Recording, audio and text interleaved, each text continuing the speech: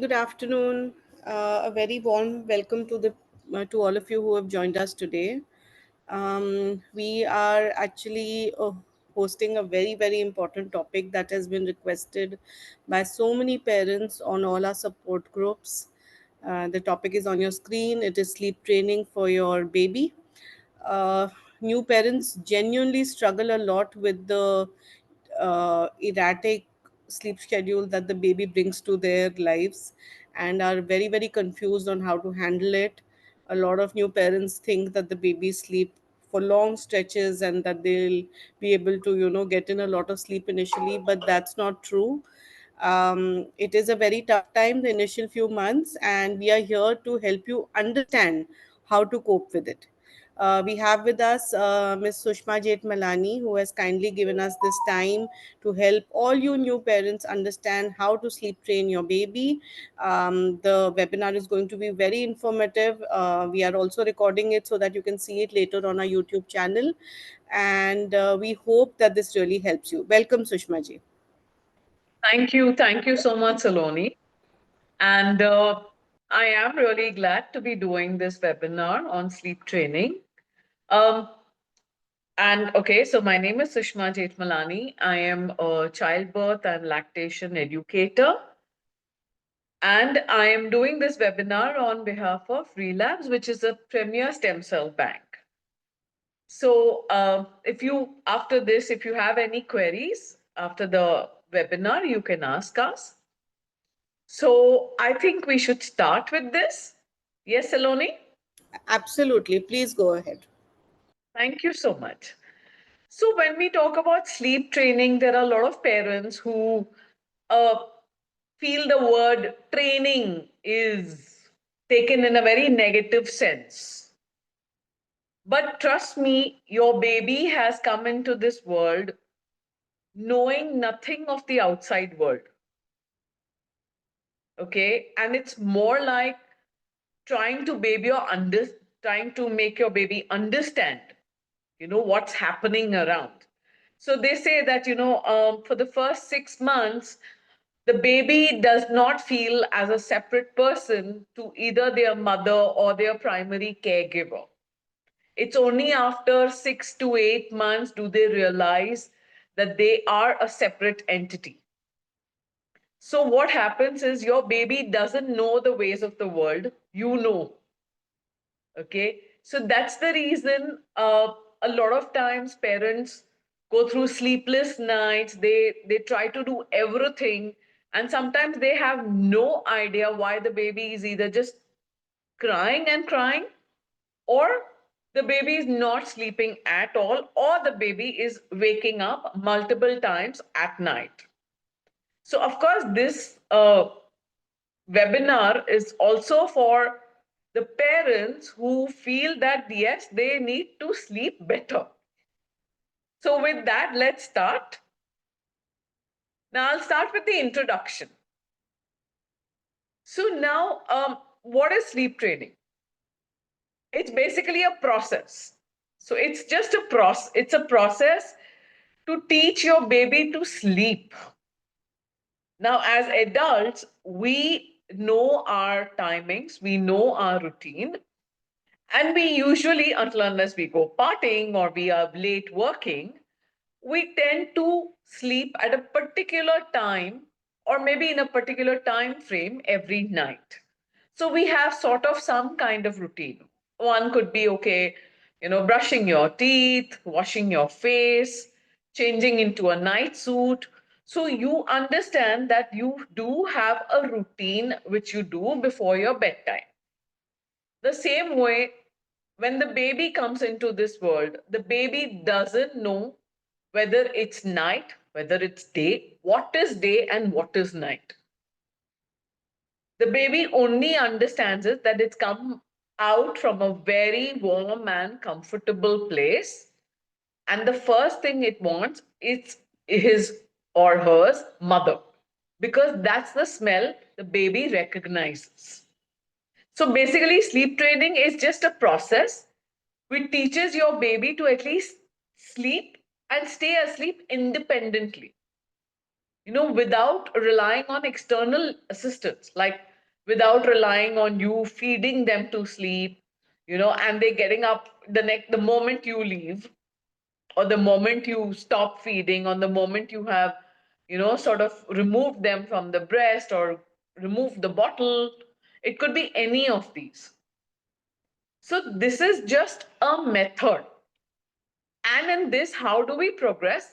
That's what will come next. So basically, what is the objectives of this webinar? One is, of course, for your baby to be sleeping uh, independently. Of course, as it's a baby, it will still need your help, but not like, you know, oh, can't sleep at all. A consistent sleep routine, which is something you can help your baby with. It, of course, improves their sleep duration and quality. We all know that even as adults, if we sleep properly, like for 7 to 8 hours the night before, we are feeling very fresh and happy in the morning. So imagine the same thing when your baby sleeps and you get to sleep properly. How good do you feel about it? So, of course, this is also good for you. And then it reduces sleep associations. Like, for example, the baby is gonna sleep only if you feed, or only if you are just putting baby in your lap and carrying him or her around. Those are that's how baby associates sleep with. And of course, if your baby is growing properly, your baby is feeding, sleeping properly, it supports their developmental milestones. So this is what the idea is to do this webinar. Why is it important? Of course, I said about it supports their physical growth and brain development, which we all know. It, of course, encourages better mood and behaviors during the day. The baby may be more playful, the baby may be eating, feeding properly. The baby will be in a better mood to play with you. I mean, who wouldn't love a baby like that? For that matter, who wouldn't even love elders like that? And of course, for parents and for family, the parents can sleep better, knowing that their baby is sleeping well. And parents themselves need some kind of self care. I know when a baby comes, I have spoken to an amazing amount of parents, and then they have all said is that they've got absolutely no time to even eat, especially a mother who's taking care of the baby continuously.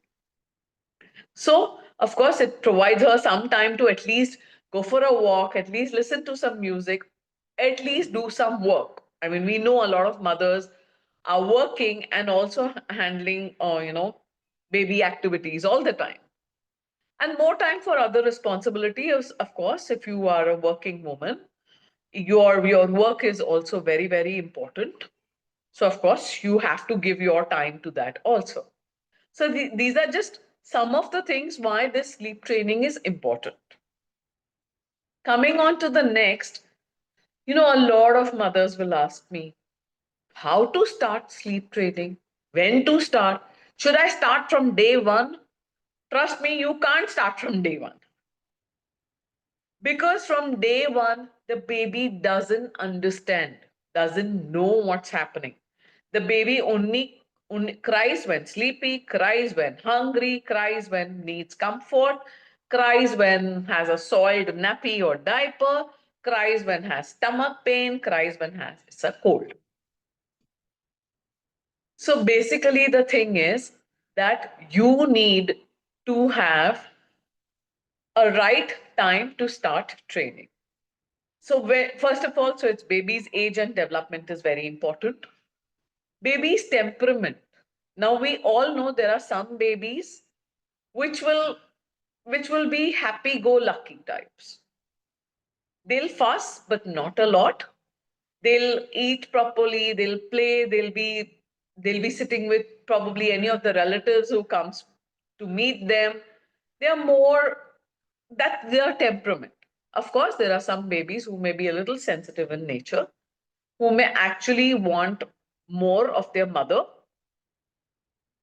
or they may want more of their primary caregiver, okay, and they may not be easily soothed. So you have to keep those things in mind. Feeding needs, of course. Understand for the first 3 to 4 months, a baby feeds more on demand. So if the baby is feeding more on demand, okay, and as a baby's tummy is really small, I mean, it literally starts with like a small marble and then it expands.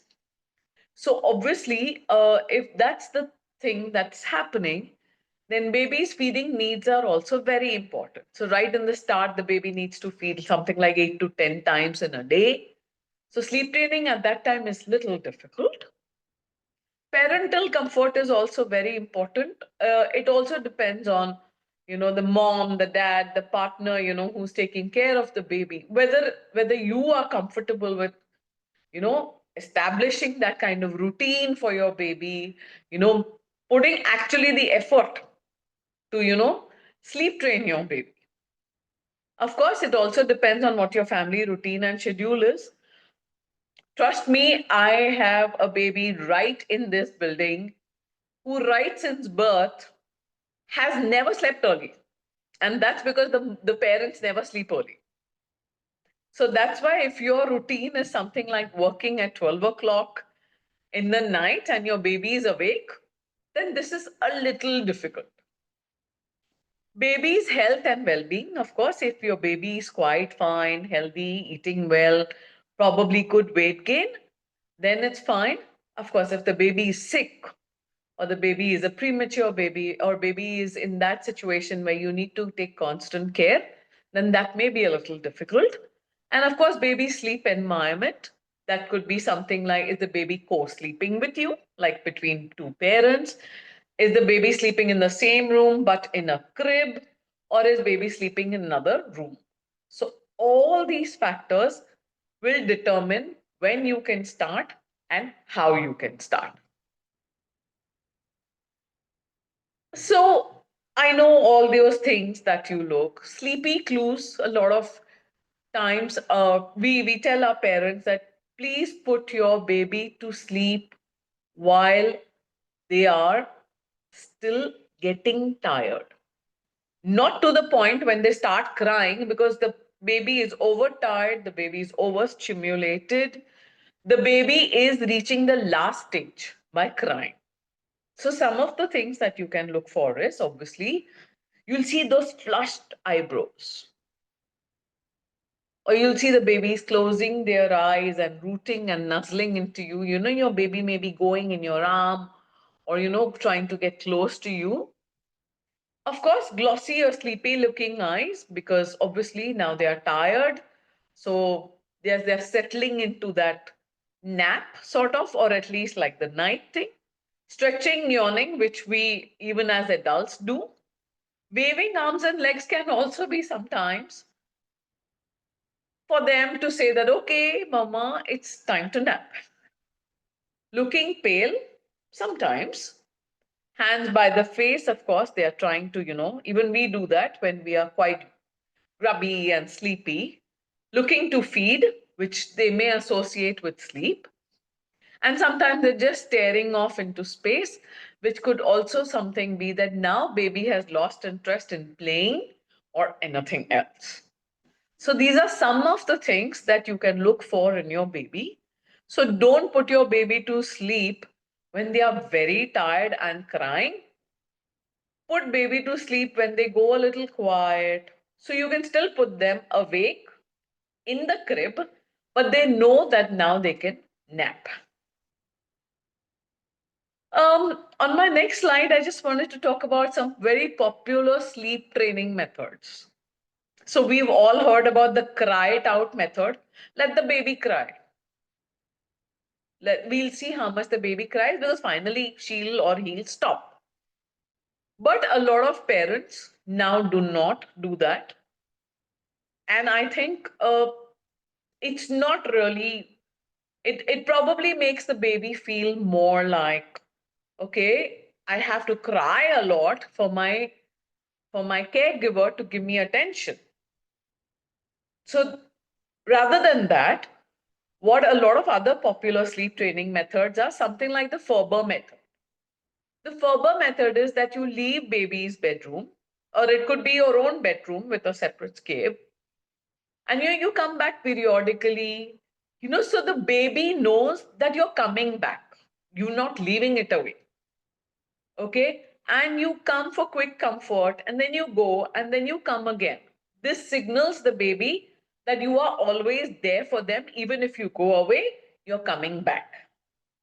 So this usually takes around 5 days to a week. This is mostly for like more energetic babies, or more laid back babies. It could work for either of them.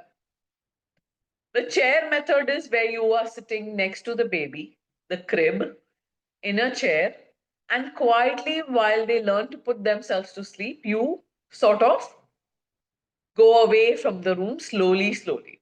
Idea is that sometimes you just keep the chair a little away from the crib.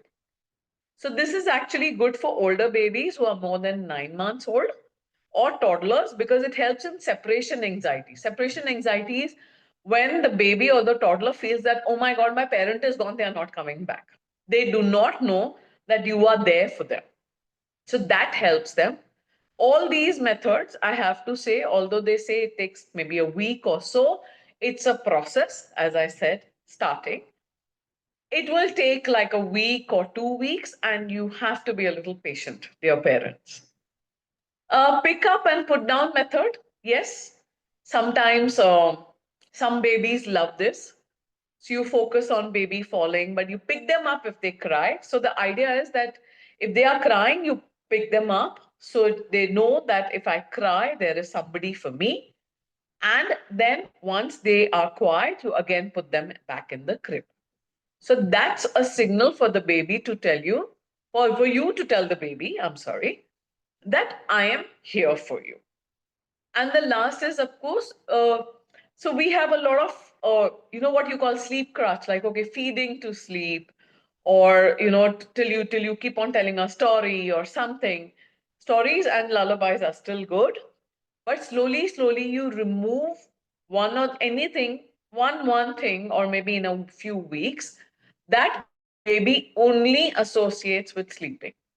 So that you are trying to do it slowly and patiently. And trust me on this, you need both the partners to work on it. So, all of these things, but ideally, some people may ask, you know, uh, do we, when do we start actually? So, ideally, when you start sleep training, it should be around 4 to 5 months old, because then babies are now more aware of things. After 3 months, babies are more aware. So obviously, it becomes better for you to start training at this time. So, of course, coming on to our next slide, if we are talking about the crying baby, there are the 5S. We call it the 5S because, we all know that how our grandmothers, or even now, even our mothers, or even current women, they try to swing the baby like this because it's a gentle rhythm. Babies love that. So sometimes, and you also know that babies would how we love to sit on a swing or stuff because it helps us to relax. The same thing helps your baby. And of course, side and stomach position.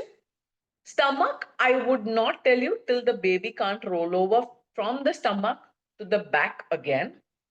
But the side, sometimes, yes, because sometimes the baby is wanting to sleep but is not able to sleep on the back. But these are again babies who can roll over. So if you put them on the side and you sort of, do like this, that helps the baby sleep. Because, and trust me, I have a lot of mothers asking me, my baby sleeps on the side only. So we have to take care, of course, although we know that we want to put our babies on the back till they roll over. For that, we can do swaddling. That's another of the S. In the other way, how we do our babies. So showing, okay, that's like a rhythmic sound which helps them to relax. And sucking, of course, we all know that babies love to, you know, take their feed and then they go off to sleep at the breast, or even sucking like a pacifier. All of these 5S can help your baby to sleep or at least to calm down to sleep. The 10 tips which probably you can add to your baby's bedtime routine could be anything, any of these. If you remember in childhood, they used to say, please count sheep. So this is counting is similar to, okay, one sheep, two sheep. Also, a warm bath, definitely, it helps a lot of babies because it could be a part of their bedtime routine. It could also signal them, okay, I'm giving you a bath now. That means I'm giving you a massage now. That means it is time to night night. Brushing their teeth, of course, for smaller babies, you can just clean their gums with a clean cloth. And of course, swaying or rocking in a chair also helps babies. Dimming the lights, that helps all of us. At night, when we are settling into it, we love to dim the lights so we have a calm and restful experience to go to sleep. Reading, a lot of people like to read. I love to read. So for me, it is very important that I read around 10 to 15 pages of a book for me to relax. Of course, singing to your baby in a lullaby, your language, any language that you feel that you want to sing to your baby. Playing any kind of soft music. Swaddling also helps because swaddling makes them feel cozy and comfortable and warm. And then, of course, you could be giving your baby a lot of cuddles and kisses. And that's your way of telling your baby that you are loved. When a baby feels like that, the baby is more, uh, if I may tell you, more like secure in what they feel. This is just an example of sleep time per age on the next slide. Um, so, newborn to 2 months can sleep anywhere between 15 to 18 hours. Okay, this is just like a standard thing, but trust me, there'll be babies who may sleep less also. So, it's okay. If your baby is absolutely well, comfortable, happy, feeding properly, gaining weight, good amount of pee count and pooping, you don't have to worry. But this is just like a standard thing. From newborn to 2 months, they'll be taking a lot of sleep in between. Their cycle is very less. Like they have only a proper sleep cycle of around 45 minutes. Probably half an hour before they'll be trying to sleep, probably half an hour after they'll be just trying to get up. So there may be something like 4 to 5 days naps, 5 daytime naps. 2 to 4 months could be anything between 3 daytime naps to four. Once they are 4 to 12 months, of course, they are more aware of their surroundings. They are more happy to explore things. So you may find it a little difficult to put your baby down to sleep, but they still can have 2 naps in a day. And once they are about 1 year, yes, it will be difficult to put them to sleep because they are like really active, but still, at least they'll take like a 1 daytime nap. So, this is just to give you an idea of the naps that your baby may take. This may differ depending on actually a lot of factors. Like basically, how active is your baby, how playful is your baby, how curious is your baby. Sometimes, of course, their schedules also. So, this is just to give you an idea. We always talk about parenting. Parenting is when there is a style of how the mother takes care of the baby, how a father takes care of the baby. Of course, they may be doing different duties.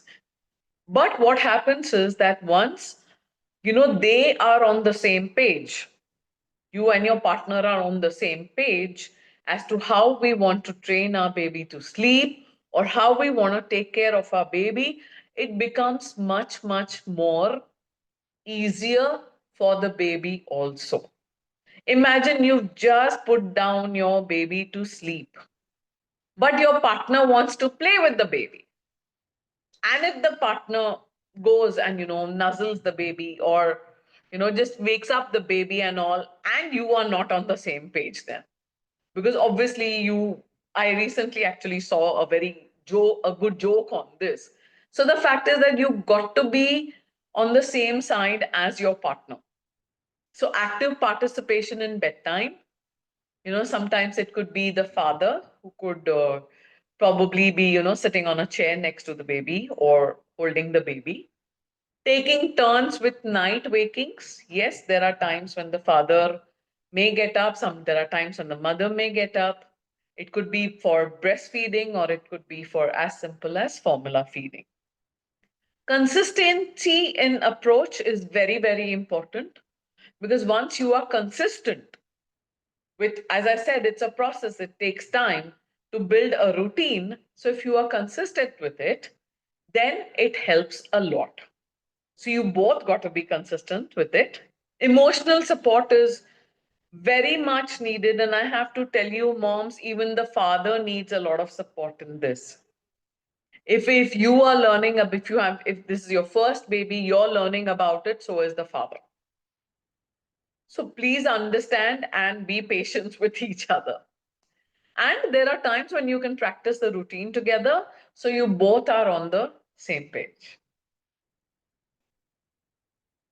So, on the do's and don'ts of sleep training, it's as simple. You have to establish a bedtime routine. You have to be consistent. You have to be on the same page. You have to be consistent means you have to, if you today you're putting your baby off to sleep at 8 o'clock, tomorrow it can be 7:30 or 8:30 max. You cannot put your baby to sleep today at 8 o'clock and tomorrow at 10 o'clock and then again at 8 o'clock, then 7 o'clock. You have to be consistent. And you have to create an environment like that, which is conducive for sleeping for the baby. So, specifically, you got to see that the baby is dressed in maybe their pajamas, or maybe they're in their sleep sack. They don't have too many things in their crib, their sleeping places. There are a lot of things everything is removed, nothing that they can suffocate on. So, create a conducive environment like that. And of course, never start during major changes. Major changes could be anything from the fact that the baby has had a vaccine, the baby is going through some illness, or the baby is going through a growth spurt, like a sleep regression type. And when they're either not feeding properly or not sleeping properly, at that time, if you start sleep training, it will not help. And never ever compare your baby's progress to other babies. Please do not do that. I told you every baby is different, unique, and their temperaments are very different. And don't even think about expecting immediate results, because that is not going to happen. Immediate results cannot happen because baby is still trying to understand what's happening. So when it's an adult, they still have the capacity to think. But even for us as adults, even we take time to settle into a routine. So please do not expect your baby to go into an immediate routine just because you've done it for maximum like a week. It is going to take time, and it is a process. But yes, in the long run, it definitely helps you and your baby. Lastly, I would just like to share, like, this is, as I know, there may be parents who have a 6-month-old baby and a 12-month-old baby and also a 1.5-year-old baby. So the sleep schedule is something like that. They could be waking up at maybe 7 a.m. in the morning or 7:30. Then their first nap may be around 11 o'clock in the morning. The second nap may be around 3 to 4 o'clock in the afternoon. And usually the bedtime would be around 8 to 8:30 in the night. So this is just a sample schedule. You, of course, can make your own schedule depending on your own routines also. So, with that, I want to thank you so much. And if you want to ever learn more about it, you can obviously follow me on Instagram. And I can also share my number if you ever want. My name is Sushma Jethmalani, and thank you so much. Thank you so much, Sushma ji. This was really, really interesting and insightful. And I'm really hoping that the parents who joined us today have had all their questions answered. However, parents, if you have any other questions, even after this, it's open now for your questions. You can either type them in the chat box or you can just unmute and ask. Thank you, Saloni.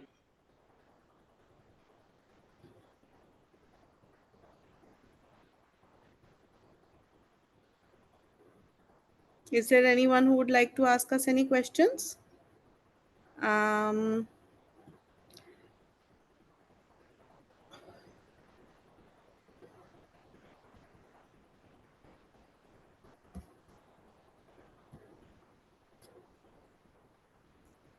I think it was they had all their questions answered within the webinar. So, in case parents you still have any more questions, you could message us on the support groups if you are a part of it. And if not, then please get onto our Instagram. It has all our information on it.